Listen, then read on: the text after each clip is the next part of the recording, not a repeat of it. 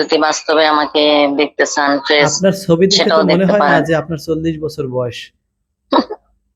ছবিতে মনে না হলে কি হয়েছে, এটা আমি আপনি এখনো মাশাআল্লাহ আপনাকে 30 32 এরকমের দেখা যাচ্ছে, যেটা আমরা দেখছি। দ্বিতীয়বার যেখানে আপনার বিয়ে হয়েছিল তাকে বিশ্বাস করেছিলেন, হ্যাঁ হ্যাঁ কিন্তু হ্যাঁ সে আপনার হ্যাঁ মায়ের হ্যাঁ মৃত্যুর সময় একটা গলার চেইন দিছিল, সেই চেইনটা ট্রেন নিয়ে সে দিছিল পালাই আমাকে। গেছে। বলতেছি কি যে দই চুন খায় গাল পড়লে না ভাইয়া, দই দেখলেও ভয় লাগে এখন। 60 হোক, 50 হোক, জি জি, একটু বয়স্ক 50 হলে, হোক, 50 বয়স্ক হলেও হলে হবে। হবে। হ্যাঁ জি। আসসালামু আলাইকুম ওয়া রাহমাতুল্লাহ। আমি এখন এক বোনকে ফোন দিব যে বিবাহর জন্য আগ্রহ। তার সকল ডকুমেন্টস বা সকল তথ্য আপনাদের মাঝে তুলে ধরব। আশা করি আপনারা তার ভিডিওটি সম্পূর্ণ শুনে, বুঝে তারপরে আমাদের সাথে যোগাযোগ করবেন। অল্প একটু ভিডিও দেখে না জেনে না বুঝে অবশ্যই আমাদের সাথে যোগাযোগ করবেন না। আগে সম্পূর্ণ ভিডিওটা, তার কথাগুলো শুনবেন। যদি সেভাবে আপনি হন, তাহলে অবশ্যই তাকে পছন্দ যদি আপনি করেন, ওই কথাগুলো শোনার পরে তারপরে আমাদের সাথে যোগাযোগ করবেন। আমরা আপনাদেরকে কন্টাক্ট করিয়ে দেব ইনশাআল্লাহ।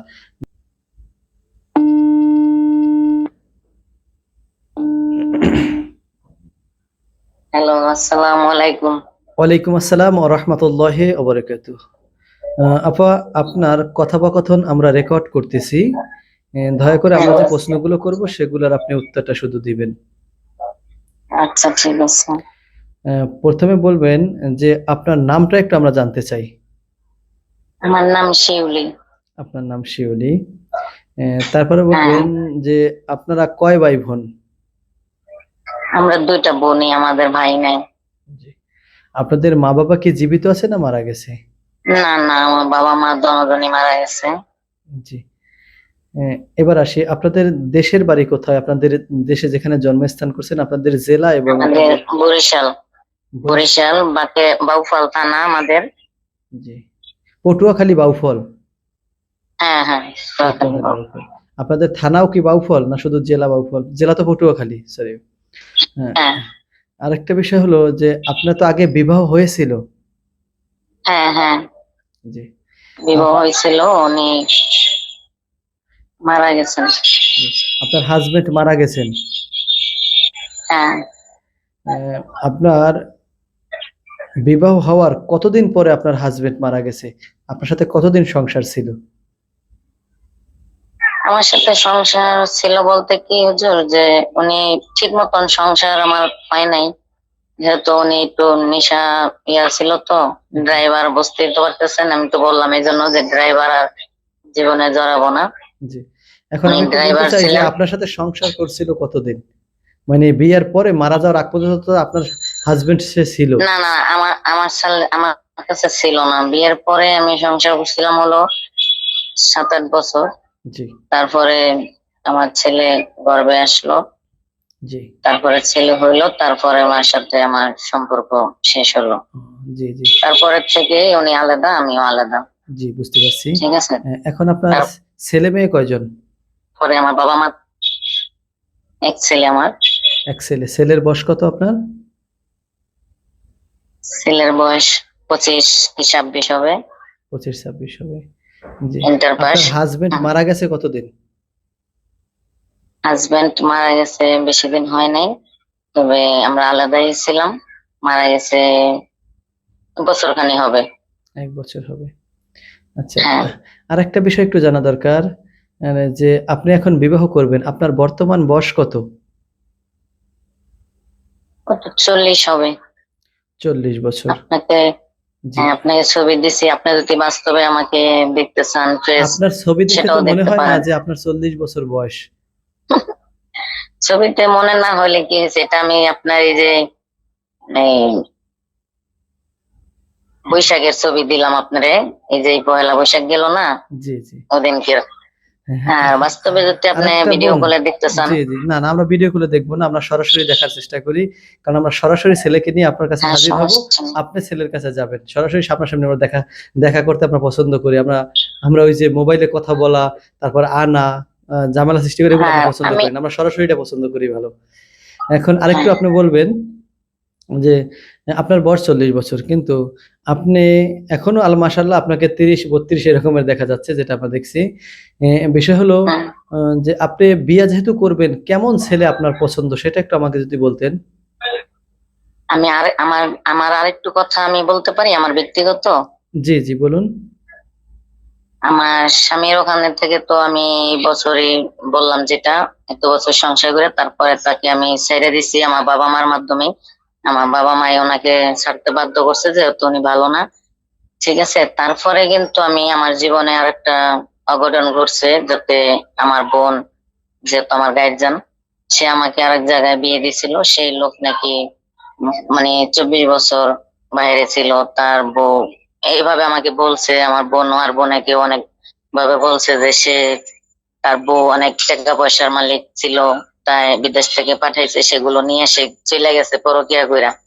ঠিক আছে, জি জি। তারপরে সে কান্নাকাটি কইরা আমার বোনের মন জয় করছে। পরে আমি একদিন অফিস থেকে আইছি, পরে আমার বললো যে দেখ, ছেলে দুটি বিয়ে করে, ছেলে দুটি তোকে না জিজ্ঞেস করে, আমরা তো চাই তোর একটু সুখের মুখ দেখতে, সারা জীবন তো কষ্ট করছিস, তা এখন দেখি জি, শেষ অনেকগুলো বয়সে মানে অনেক যদি একটু। অনেক কৌশলে আপনাকে ওই ছেলের কাছে বিবাহ দিয়েছে। তারপরে? হ্যাঁ, পরে আমি মনে করলাম যে না, ঠিক আছে, তাহলে পরে আমার ছেলেরে ওই লোকই রাজি করতেছে যে সমস্যা নাই। ওই ছেলে আমার পরিচিত ছিল আগের থেকে, মানে একসাথে দেখা হইতো 2-3 বার। জি ওই ছেলের সাথে হ্যাঁ দুঃখ শেয়ার করতো, আমার বোনের ছেলে ছিল, ওনাদের মাধ্যমে আর জি কি জি, তাদের বুঝতে সাথে পারছি আগে আপনার পরিচয় বিষয়টা। হয়েছে। আপনি সকল তথ্যগুলো তার কাছে, আপনার আপনার আত্মীয় স্বজন এবং আপনার ছেলে বা আপনার বোনের ছেলে, তাদের কাছে হ্যাঁ, ওই হ্যাঁ, হ্যাঁ, লোক হ্যাঁ, শেয়ার করছে। তারপরে আপনার হ্যাঁ, বিয়ে শাদী তার সাথে হয়েছে। হ্যাঁ। তারপরে সংসার পরে করছেন। হলো কি, সংসার জানুয়ারি করছেন মাসে, কতদিন? এই 4 মাস, চার চার। মাসে সে আমার সবকিছু নিয়ে পালাইছে। মানে আপনার টাকা পয়সা অত ঠিক সম্পদ সব আছে, নিয়ে সে পালাই গেছে। হ্যাঁ। আমার তো, বর্তমানে আমি আপনি কি কষ্ট করে করেন? খাই, আমার তো কিছু ক্যাশ ছিল না। জি তো আমার মা আমার মা মৃত্যুর সময় আমাকে কিছু একটা গলার চেইন দিয়ে গেছিল। জি। ঠিক আছে, সেগুলো নিচে, আর আমার বোনের ছেলেকে বিদেশ পাঠাবে, বিদেশ নেবে মানে দেখা, আপনি ওনাদের কাছ থেকে কিছু দ্বিতীয়বার টাকা যেখানে নিছে। দ্বিতীয়বার যেখানে আপনার বিয়ে হয়েছিল তাকে বিশ্বাস করেছিলেন, হ্যাঁ, হ্যাঁ, কিন্তু হ্যাঁ, সে আপনার হ্যাঁ, মায়ের হ্যাঁ, মৃত্যুর সময় একটা গলার চেইন দিছিল, সেই চেইনটা চেন নিয়ে সে দিছিল পালাই আমাকে। গেছে। সেই চেনটাও নিছে, এবং কি আমার বোনের ছেলেকে বাইরে নেওয়ার লোভ দেখাইছে। তার বইয়ের কানের জিনিস বেচা সে টাকা জমা দিছে, টাকা জমা দিবে বলছে। সে তার বইয়ের কানের জিনিসও বিক্রি করছে। আর আমার বোনের ছেলের বন্ধু, তার জি কাছ থেকেও 50,000 টাকা নিছে, কয় ওনাকেও বিদেশ নেবে সে। সে এত বছর বিদেশ করছে, তার অভিজ্ঞতা আছে, তার ভালো লোক আছে ওখানে, সে নিবে, এটা বইলা তাদের কাছ থেকেও টাকা নিছে। নেওয়ার পরে সে বলল সে বেকারই ছিল। কিছুদিন পরে যে গুলশান 2-1টা চাকরি নিয়েছিল, হোটেলের বাবুর্চি ছিল সে। পরে ওখানে যে চাকরি নিয়েছে, ওখানেই থাকা খাওয়া। ঠিক আছে, উনি বলছিল সপ্তাহে সপ্তাহে আসবে। তো জি জি, তারপরে পরে কি আর হয়েছে সেটা একটু দুই বলেন। সপ্তাহ দুই 2-3 সপ্তাহ আসছিল, পরে আর আসে নাই। না আসাতে আমরা ভাবলাম মোবাইল অফ, মোবাইলও বন্ধ। তো ঠিকানাও জানি না, শুধু এতটুকুই জানি যে গুলশান একে উনি চাকরি করে, মেন রাস্তায় একটা হোটেল, ওখানে আর কোনো হোটেল নাই। তা 3-4 দিন যেহেতু ফোন বন্ধ, তারপরে আমি একদিন একাই গেছি খুঁজতে খুঁজতে। গেছি, পরে দেখলাম কি যে এভাবে কোনো হোটেল নাই, তবে আছে 2-3টা হোটেল। সে বলছে একটা হোটেলও নাই, একটাই হোটেল, আর কোনো হোটেল নাই। পরে আমি ওই নামে জিজ্ঞাসা করলাম, তারা কয় না, এই সেখানে নামে কাউকে আমরা আপনি পান চিনি নাই, না সে আসলে কাউরে। সেটা মিথ্যে কথা, সে মিথ্যে বলছে হম, আপনার কাছে। পরে বললো চিনি না আমরা। কিন্তু আমি যেখানে চাকরি করি সেই ওনার কাছে নিয়ে গেছিলাম, সেই কোম্পানিও হুজুর আপনাদের মতন।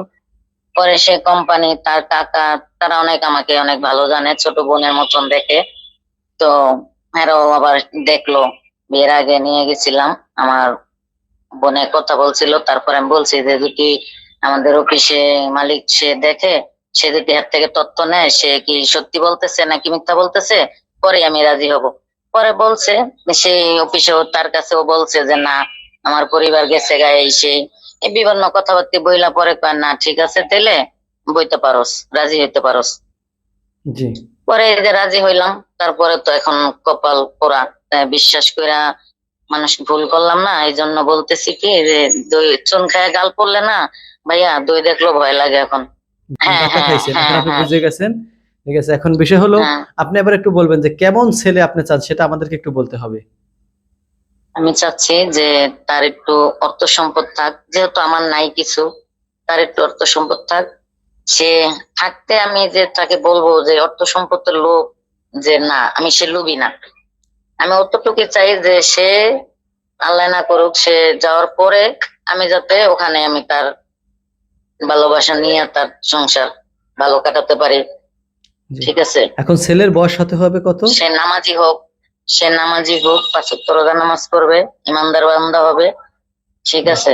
ছেলের বয়স আর সে হতে হবে কত সেটা একটু বলবেন।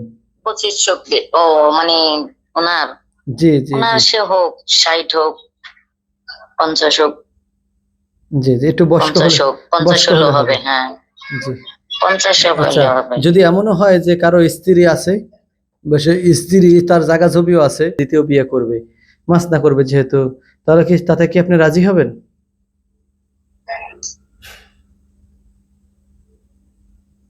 তাহলে আর যদি পরে দেখা যায় যে না, হিতে বিপরীত হয়, সেটাকে কেউ মেনে নেবে বলেন? না। তাহলে যেহেতু আমি, যার ওয়াইফ মারা গেছে অথবা চলে গেছে, এমন যার মোটামুটি অর্থ সম্পদ আছে চলার মতো, এমন কোন যদি ছেলে হয় তাহলে হ্যাঁ তাকে আপনি বিয়ে করবেন, এই তো?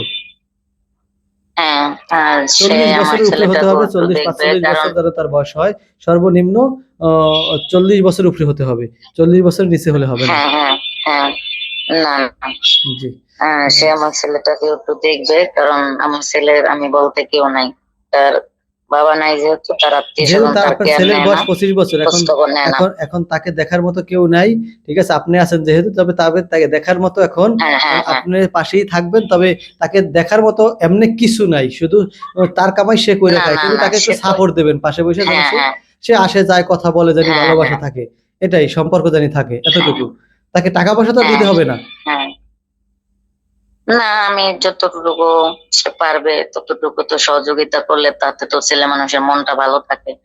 আর যদি সম্পূর্ণই না খোঁজ করি, সেটা একটু আলাদা দেখা যায় না, জি, যে ঠিক আমার আছে। সুখের জন্য আমি করলাম, ওর দিকে তো তাকাইলাম না তাহলে।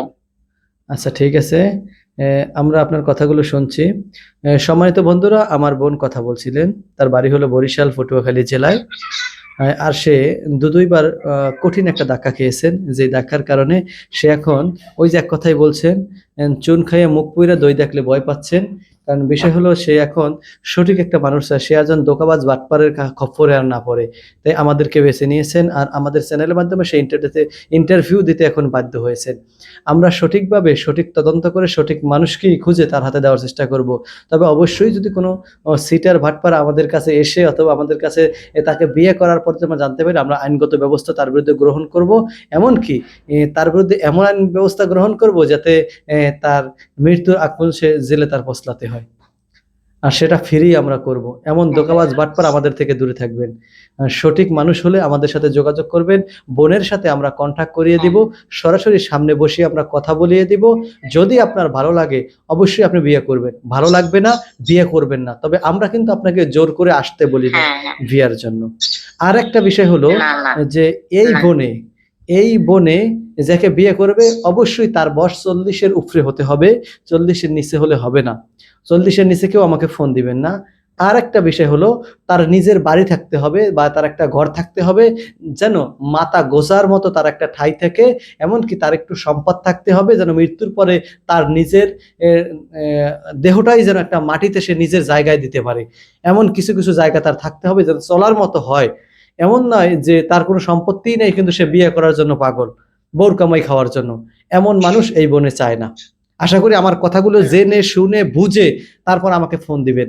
অযথা ফোন দিয়ে বলবেন না যে আমি তাকে বিয়ে করব, তাকে পছন্দ হয়েছে, পটুয়াখালী মেয়েকে এনে দেন। এমন কথাগুলো যদি বলেন, আমরা আপনাকে ব্লক করতে বাধ্য হব। সবাই ভালো থাকবেন, সুস্থ থাকবেন। আমাদের সবার জন্য দোয়া করবেন, আল্লাহ যেন আমাদের সবাইকে দিনের জন্য কবুল হ্যালো, করে। আসসালামু আলাইকুম ওয়া রাহমাতুল্লাহি ওয়া আরেকটা বারাকাতুহু। কথা বলি আমি আপনার। হ্যালো, জি বলুন। বলতেছিলাম আপনার ওখানে আমি তো অ্যাড দেখছি ইউটিউবে, জি আমি অনেকটা লোকেরই ফেস দেখছি। ঠিক আছে। জি তবে একটা লোকের জন্য খুব মায়া হয়েছিল, যে এই বয়স্ক, সে এই লোকটা কান্না করছে, সেটা আমার খুব খারাপ লাগছে, যে সে আমার মতনই মনে হয়। একজন আচ্ছা ঠিক আমি আছে, বলি না যে ওনার প্রবাসী এক আমি বোনের বলি না সাথে যে ওনার কথা হচ্ছে, বিবাহর কথাও চলতেছে। যদি আমরা কালকে বা পরশুদিন হ্যাঁ, ওনাকে আবার ফোন দিব, যদি ওনার কনফার্ম না হয়, ওই ওই মেয়ে নাকি তার কাছ থেকে আরো কিছু গোপনীয় কথা বলেছে যেগুলো ফ্ল্যাশ করতে আমরা চাই না। যদি তার পছন্দ না হয়, আমরা ওনাকে নিয়ে সরাসরি আপনার বাসায় আমরা উপস্থিত হব। ঠিক আছে? এটা কোন জায়গার? এটা হলো সাভারে, সাভার ওই যে বিদ্যুৎ, হ্যাঁ, ওই সাভার বিদ্যুৎ কেন্দ্র নাকি এটা বলা হয়, হ্যাঁ, পল্লী বিদ্যুৎ কেন্দ্র। হ্যাঁ, এখানে তার বাড়িতে, সেটা তার হ্যাঁ, কথা আপনি বলছেন, আমি বুঝতে পারছি। আমি তাকে নিয়ে সরাসরি হ্যাঁ, আপনার বাসায় হাজির হব। আপনার বাসা তো হলো মুগদা মান্ডা নাকি? হ্যাঁ, কিন্তু আপনি আমি এখন তো ঢাকায় অবস্থান ডিউটিতে করছেন। থাকি, ফোন না দিলে তো পাওয়া যে যাবে আমরা না। আগে ফোন দিয়ে আসবো, ফোন না দিয়ে আসবো না। আপনি যেহেতু হ্যাঁ, চাকরিজীবী, হ্যাঁ, আপনি তো গার্মেন্টস চাকরিজীবী। হ্যাঁ, হ্যাঁ। ঠিক আছে, ভালো থাকবেন, সুস্থ আর থাকবেন আপনারা বোন। তো ভাইয়া, আপনারা কি মিডিয়ার কেউ নিয়ে আসবেন? তাহলে মানুষ কি ভাববে আমি তো বুঝতে পারতেছি না। না না না, আমরা আসবো কখন, জানি না। আপনাকে ফোন দিয়ে আসবো, আমরা তো সরাসরি মিডিয়া নিয়ে আসবো না, সরাসরি আপনার মোবাইল নিয়ে আসবো। আমরা ক্যামেরা ট্যামেরা ও যাবতীয় নিয়ে আসবো না, এত ভয় পাওয়ার দরকার নেই। ঠিক আছে? আচ্ছা, ঠিক আছে ভাইয়া। ক্যামেরা ট্যামেরা তখনই নিয়ে আসবো আচ্ছা, যখন আপনার বিয়ে শাদী হবে, ওই সময় আমরা ক্যামেরা নিয়ে হুম, যাবো শুট করার জন্য। তার আগে তো আমরা হ্যাঁ, মোবাইল নিয়েই যাই। হ্যাঁ, হ্যাঁ। ঠিক আছে, ভালো থাকবেন, হ্যাঁ? আচ্ছা, আল্লাহ হাফেজ। আসসালামু আলাইকুম ভাইয়া। ওয়ালাইকুম আসসালাম ওয়া রাহমাতুল্লাহি ওয়া বারাকাতুহু।